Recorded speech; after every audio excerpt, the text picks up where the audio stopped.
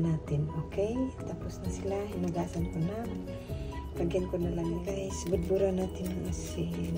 Ng salt pala. Budbura natin ng salt para may lasa. Guys, magluto na tayo guys.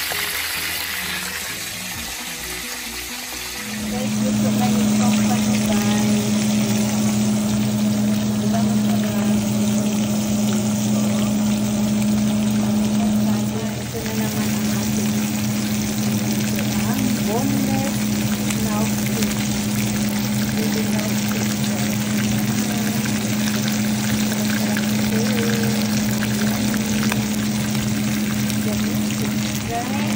Binaliktad na natin guys.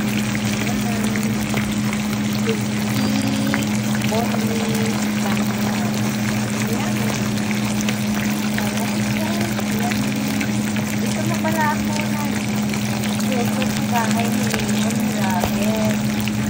Shout out guys. Sarap na yung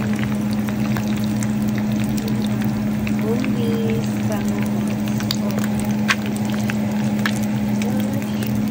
chicken back guys.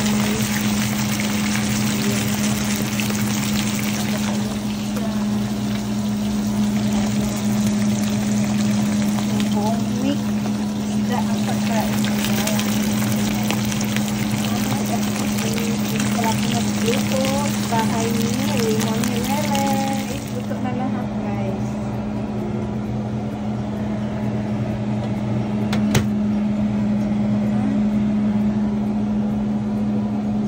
Sarap diba?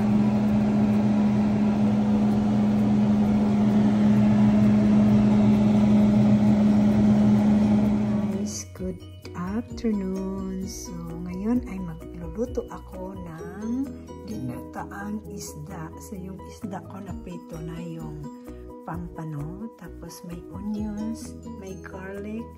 Tapos, mixed vegetable, okra, squash, eggplant, and string beans. And, of course, I have bok choy. And the coconut milk that I use is that Keiko. The product, so it's already open, so we're gonna cook with me guys. Hope you like me. If you like the rice, mag-umpisa na tayo. So unahin natin yung onions, tapos pag transparent na yung onions, ilagay na natin ang garlic. Stir fry na natin.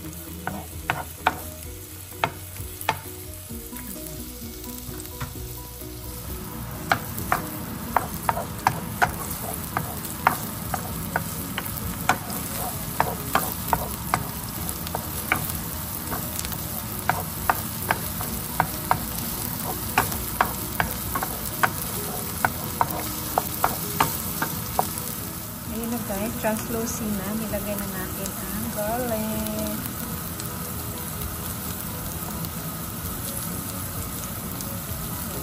Pag tostado na konti, ilagay natin yung squash mayan na. Medyo toasted na yung garlic. So, the next step is ilagay natin ang squash. Kasi ito yung matagal na maluto, matanda.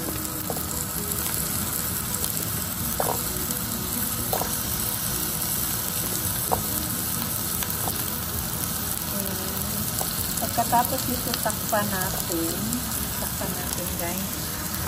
Stir fry. Takpan na guys. So, ilagay na natin yung okra. Ilagay natin yung okra, talong, and string beans. Mix natin. Panghuli natin yung bok choy kasi madali naman maluto ang bok choy. Alright guys, tapos haluin natin. Then after halo, after we stir,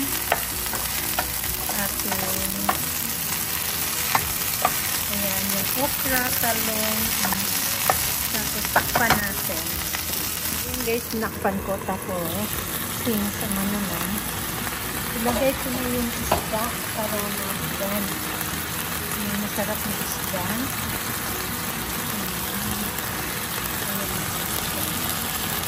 Ayan.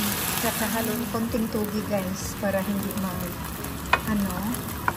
masunog o matoasted yung mga vegetables. Ayan. Saka, ayan naman. Tapos, lagyan natin ng asin. Oh, salt pala, salt. Lagi kong sinasabi. Kasi kasi guys, sa Cebu kasi, yung salt is asin. Ayan. Yung asin. Ayan. Salt, ayan, hanggang ma-tender or malambot na yung mga vegetables, saka natin ilagay ang buhok. Malambot na asa yung mga veggies. Mas maganda crunchy kasi. So, ilagay na natin yung kagaya. Ano natin baliktarin. Ayan. So, ang hindi pa pala yung talong. Yung talong hindi pa magluto. Ayan. Ang daming bok choy. Ayan po.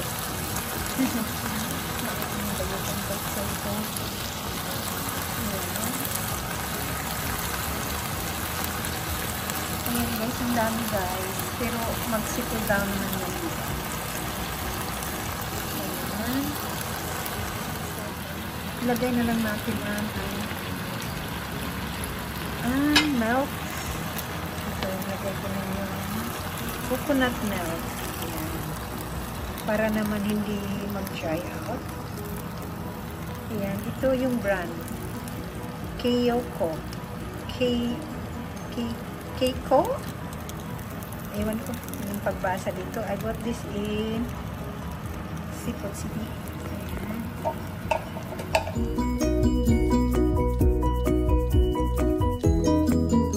Itulo na guys. So, lagyan din natin ng magic syrup. Ayan, magic syrup. Konti lang. Ayan. Lagyan natin ng magic syrup. Tapos yung salt again. Baka hindi pa masyado And then, lagyan natin ng pepper. Lagyan ko na din ng pepper. Ayan. Diba? Masarap na. So, kakain na tayo guys. Luto ng ating ginataang pampano with bok choy.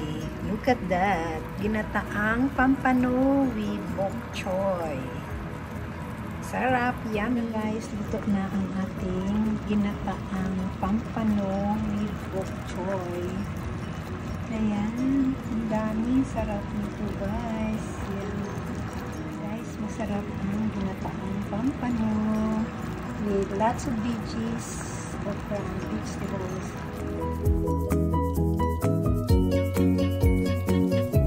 Guys, kakain na tayo guys. At iyan ang ulam ko. Ginataang isdang pampano with bok choy and a lot of vegetables. And this is the rice.